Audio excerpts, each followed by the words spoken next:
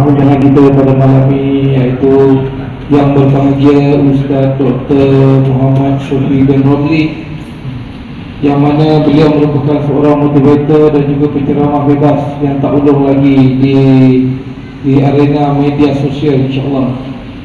Jadi pada malam ini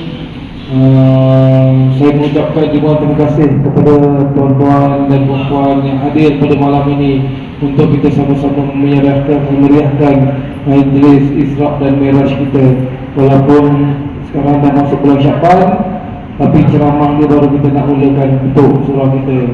Tapi tak apalah. Jadi insyaAllah dengan tanpa melengahkan masa, saya menjemput yang berbahagia Dr. Muhammad Syafiee untuk menyampaikan ceramahnya. Bin Ramli, Muhammad Nur Al-Sufi bin Ramli. Siang orang panggil Dr. Sufi, malam orang panggil Ustaz Sufi. Tengok siang malam. Kalau panggil dua-dua sekaligus panjang, jadi panggil satu ni Ustaz atau Doktor.